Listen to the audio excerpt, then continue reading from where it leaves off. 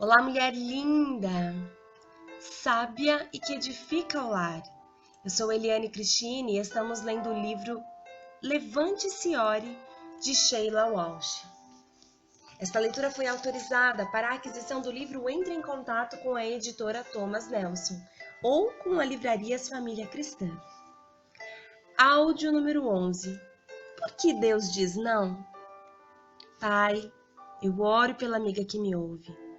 Não é fácil ouvir o teu não, mas é reconfortante saber que cuida da vida dela e ela pode descansar em teus braços de amor. Eu oro em nome de Jesus. Amém. Ele se afastou deles a uma pequena distância, ajoelhou e começou a orar. Pai, se queres, afasta de mim esse cálice, contudo não seja feita a minha vontade, mas a tua. Apareceu-lhe então um anjo do céu que o fortalecia. Estando angustiado, ele orou ainda mais intensamente, e o seu suor era como gotas de sangue que caíam no chão. Lucas, capítulo 22, do versos 41 ao 44. Nada desafia mais a nossa fé do que quando sentimos como se Deus estivesse indiferente aos nossos clamores por ajuda. Quando olho para trás, para o caminho da minha própria vida, muitos rostos e histórias me vêm à mente, até mesmo quando reflito sobre elas agora. Lembro-me da dor e das perguntas, da fé, das súplicas e das lágrimas. Uma delas me toca muito profundamente. Quando minha sogra, Eleanor, foi diagnosticada com câncer inoperável, recebeu a notícia muito melhor do que seu marido, William, ou seu filho Barry. William ficou compreensivelmente devastado diante da ideia de perder a sua companheira de muitos anos. O fato é que Barry ficou ainda mais traumatizado por ter perdido muitos membros da família com o câncer ao longo dos anos, o que lhe deixou com um nível de pavor que excede o que a maioria de nós sente quando se depara com a doença. Para ele, a ideia era aterradora. Eleanor encarou o diagnóstico de uma maneira muito mais prática. Ela quis ouvir uma segunda opinião, de modo que ela e William foram até Nashville, onde Barry e eu morávamos na época, para ser examinada por um especialista em câncer no Hospital Vanderbilt. Nem William nem Barry quiseram ir com ela, por isso acompanhei Eleanor em sua consulta. O gentil médico ouviu as preocupações dela e respondeu às suas perguntas. Depois de rever os resultados de seus exames, ele voltou à sala e sentou-se. Eleanor lhe disse: "Gostaria que você fosse direto comigo. Quero saber toda a verdade." Ele honrou o pedido dela e disse: "O câncer se espalhou do seu colo para o fígado. Calculo que você deve ter entre 6 meses a 2 anos de vida, dependendo de que tipo de tratamento seguir." Foi então que tudo começou. Nenhuma de nós disse nada no trajeto do elevador até o saguão do hospital. Quando estávamos no carro, perguntei a Eleanor se ela queria ir direto para casa ou se gostaria de parar em algum lugar para tomar um café. Ela escolheu a segunda opção. Enquanto nos sentávamos com as nossas xícaras, perguntei: "Como você está lidando com essa notícia?" "É mais ou menos o que eu esperava", disse ela, mas de algum modo tudo me pareceu tão frio e clínico. Foi como se ele estivesse falando sobre outra pessoa. Entendi exatamente o que ela queria dizer. Em um instante ela estava bem e sua maior reclamação era o fato de que a grama do quintal precisava de uma boa chuva. E no instante seguinte, ela recebia uma ampulheta na qual as areias de sua vida se moviam rapidamente. Dirigimos para casa e contamos a William e Barry o que o médico dissera. Meu coração sofria por todos os três durante os dias que se seguiram, enquanto discutíamos as opções de Eleanor antes que ela e William voltassem para Charleston. Eu tinha quase certeza de que ela daria prosseguimento à quimioterapia, embora a ideia fosse avassaladora. O médico havia deixado claro que se ela quisesse lutar durante 2 anos em vez de 6 meses, esse tratamento teria de fazer parte do pacote. Durante as 2 semanas seguintes, Eleanor tomou algumas decisões, uma das quais eu esperava e outra que eu não poderia prever. A longa jornada. Eleanor decidiu tomar uma carga vigorosa de quimioterapia, o que apoiei de todo o coração. Era desejo dela lutar por mais um tempo de vida. Quando recebeu o diagnóstico, ela estava com apenas 64 anos e seu único e amado neto, Christian, tinha somente 18 meses. Ela queria ter o máximo de tempo possível com Christian. O que levou à sua decisão seguinte é que me pegou um pouco de surpresa. Certo dia o telefone tocou e era ela. Conversamos por alguns instantes e ao lhe dizer que iria chamar Barry, ela me pediu: "É com você que quero falar", ela disse. Fiquei muito surpresa, ela sempre ligava para falar com Barry ou para dizer palavras amorosas a Christian, mas não a mim. Eleanor e eu tínhamos um relacionamento difícil. Ela havia tentado engravidar por 12 anos, de modo que quando Barry finalmente nasceu, ele era extremamente precioso para sua mãe e o seu pai. Quando eu entrei em cena, ficou claro para mim que eu era a outra mulher. Eleanor e eu fazíamos o melhor que podíamos para conviver bem, mas o nosso relacionamento decididamente era delicado. "O que você acharia se eu começasse a viajar com vocês como babá do Christian?", perguntou ela. Eu não sabia o que dizer. Faço parte da equipe central de conferencistas e escritores que viajam durante cerca de 30 fins de semana todos os anos para realizar os eventos do Woman in Faith. Christian e Barry viajavam comigo desde que Christian estava com apenas 6 meses de vida. Tínhamos uma babá que nos acompanhava e de que gostávamos muito, mas ela havia acabado de receber um convite para um trabalho em que teria que morar com os patrões, o qual ela realmente queria aceitar. Então eu estava procurando alguém para substituí-la, mas não por bem, você sabe. Em outras palavras, a ideia de estar na estrada com minha sogra não me encheu automaticamente de hinos de alegria. Perguntei: "E quanto ao seu tratamento, sogra? E quanto à sua rotina de quimioterapia?" "Eu simplesmente levarei o roteiro do Mulheres de Fé para o médico e pedirei a ele para encaixar meus tratamentos de acordo com ele", disse ela como se estivesse tudo esquematizado. "Mas as viagens são realmente cansativas, todos os voos e aeroportos e hotéis", resmunguei. "Sheila", disse ela, com uma dignidade tranquila em sua voz, "se você soubesse que tem menos de 2 anos para viver, você iria querer compartilhá-los com aqueles a quem ama ou ficar sentada esperando para morrer?" Não havia nada mais a ser dito.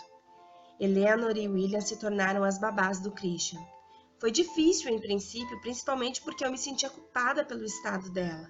Algumas vezes, quando eu voltava da arena de conferências, sentia que ela não estava bem, mas mesmo assim seguiu em frente. E William foi de uma tremenda ajuda. Por intermédio de Deus, aprendi a sair do caminho e a permitir que o amor se derramasse onde quisesse. Aprendi a sair do caminho e permitir que o amor se derramasse onde quisesse. Eleanor e William foram companheiros maravilhosos para Christian. À medida que os meses se passaram, porém, Eleanor começava a sentir-se cada vez mais o impacto do câncer e da quimioterapia e começou a procurar uma resposta diferente. Em um fim de semana de eventos, ela me perguntou se poderia ir até a arena de conferência, jantar com os palestrantes e se unir a nós para orar. Eu disse a ela que todos gostaríamos muito disso. Durante o nosso período de oração, ela começou a chorar e, de uma maneira simples e transparente, disse Deus que não suportava, que não estava pronta para morrer. Nós nos reunimos em torno dela, pusemos as mãos sobre ela e a oramos, para que Deus tivesse misericórdia dela e curasse seu corpo. Não muito depois disso, ela me pediu para participar de uma cruzada de cura com William. Ela estava sendo realizada por um pregador muito conhecido, alguém que encontrei algumas vezes enquanto apresentava o Clube 700.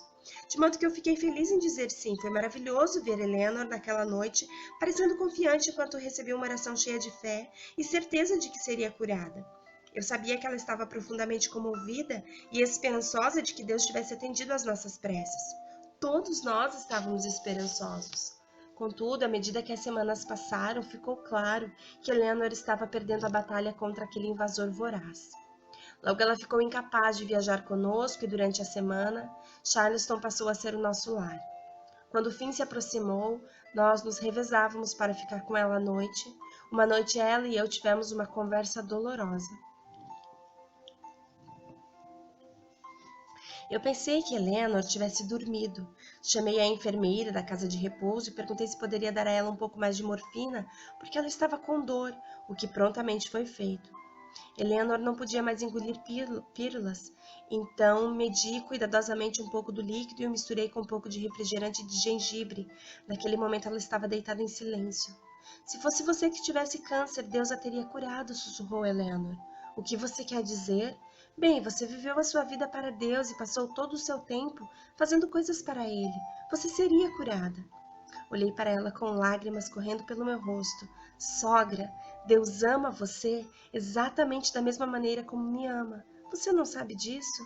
Não sei. Acho que você é uma pessoa melhor que eu, disse ela. Isso não é verdade. E de qualquer forma, o amor de Deus por nós não se fundamenta em nosso comportamento. O amor de Deus por nós se alicerça em quem Deus é, provém do coração dele. Algumas coisas que eu disse a você, eu não queria dizer aquilo.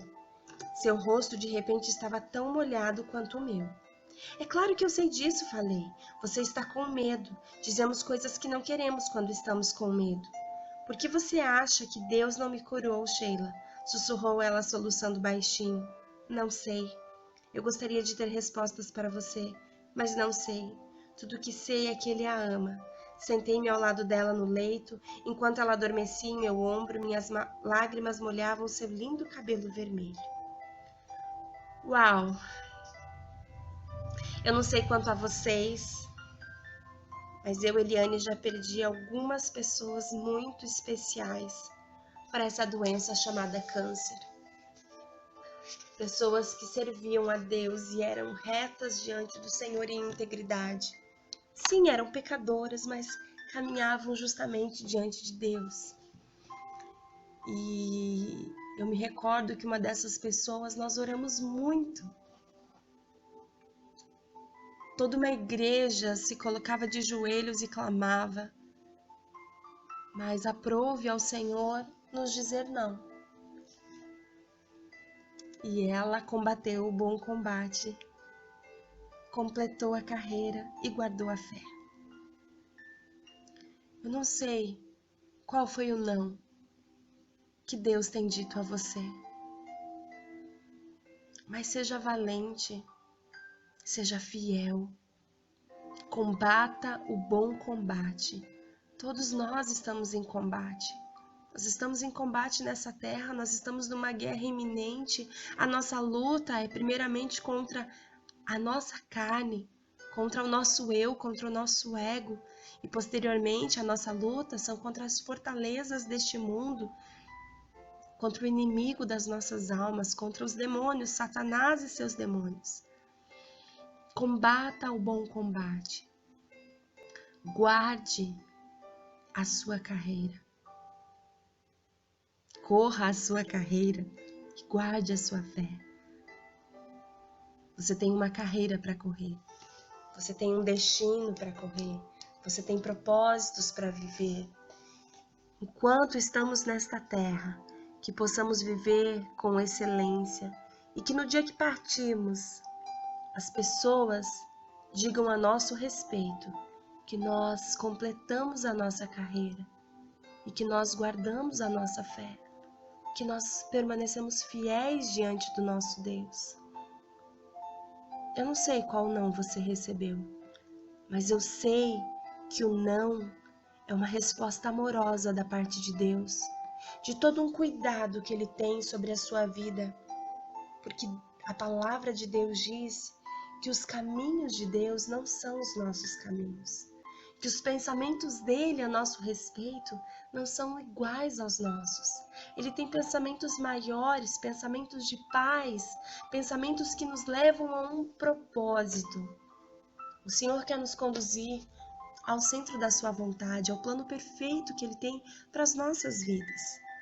E esse plano não significa que não teremos lutas, não significa que não teremos enfermidades, não significa que não teremos frustrações, decepções, dificuldades das mais diversas possíveis. Esse plano estabelece que Deus está conosco e que haja o que houver, Ele permanece conosco. Um grande beijo, que o Senhor te abençoe e que essa palavra caia no teu coração com graça e paz. Lembre-se que nós lemos na introdução deste áudio, o livro de Lucas, no capítulo 22, versos 41 e 44, que o próprio Jesus, embora sabia que tinha que padecer na cruz, ele fez uma oração humana, totalmente como homem, pedindo a Deus que, se fosse possível, afastasse dele aquele cálice de ira, o cálice do meu e do teu pecado. E Deus também disse não a ele. Mas porque Deus tinha um plano maior, e porque Jesus era o sacrifício perfeito para substituir a mim e a você. E por causa desse sacrifício, por causa desse não de Deus a Jesus, nós hoje temos livre acesso ao Pai. Nós podemos orar e Ele vai nos ouvir. Ele vai nos responder, independente da resposta. A resposta de Deus é o cuidado que Ele tem para com as nossas vidas. Não desista, fique firme. O Senhor teu Deus é contigo. Um grande beijo e até o nosso próximo áudio.